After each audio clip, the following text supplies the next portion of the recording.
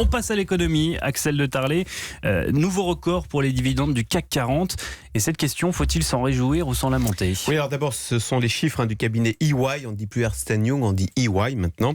Donc, dividende 2018, plus 9% pour le CAC 40 à 51 milliards d'euros. Alors, c'est vrai, cette question, faut-il s'en réjouir ou s'en lamenter? Je dis ça parce que le dividende est toujours connoté de façon très négative. C'est un petit peu le signe de la cupidité des actionnaires qui en veulent toujours plus au détriment des pauvres salariés, au détriment de l'investissement. Donc, vous voyez, le CAC 40, le dividende, serait l'ennemi à la fois des travailleurs, mais aussi de l'investissement, donc du futur de l'entreprise.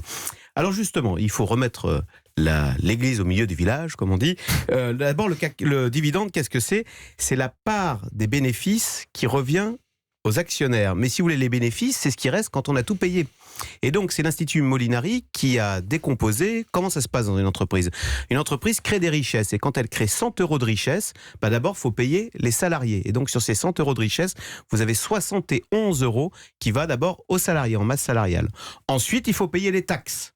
Et là, vous avez 19 euros qui part en taxes. Et ensuite, s'il reste quelque chose, eh bien là, on va payer les dividendes. Mais c'est à la fin. Et donc, l'Institut Molinari dit que là, les dividendes, ça ne représente que 10% de ces 100 euros. Donc, vous voyez, d'abord, c'est faux de dire que les salariés n'ont que la portion congrue. Sur 100 euros de richesse, ils ont 70 euros. L'État, 20. Les dividendes, 10. Donc, vous voyez, ça rapetisse la part des dividendes.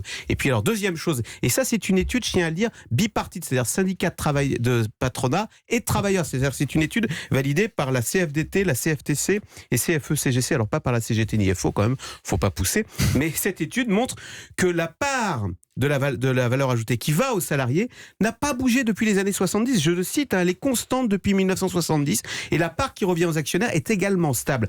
Et enfin, dernier petit chose toute bête. Quand vous mettez votre argent dans un livret A, vous en attendez une rémunération de 0,75%.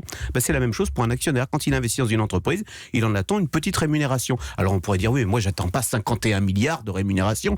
Mais oui, mais si vous rapportez 51 milliards à la valeur des entreprises du CAC 40 qui est de 1700 milliards, ça fait, j'ai fait le calcul, 3%. Vous voyez, bon, c'est mieux que 0,75, c'est mieux que le livret A. Bon, enfin, 3%, c'est pas non plus. C'est plus risqué aussi. Voilà, c'est pas une rémunération ahurissante. Et je termine par ça. Si après tout, le CAC 40 est distribué des dividendes de dingue, c'est ce que disent les vrais libéraux. Ils disent, faisons des fonds de pension, investissons l'argent de notre retraite dans les dividendes, ainsi, dans le CAC 40, ainsi nous récupérons ces dividendes plantureux et nous aurons de belles retraites. Vous voyez, j'ai fait là en 2 minutes une belle démonstration bien libérale, bien pro-patronat, bien pro-CAC 40.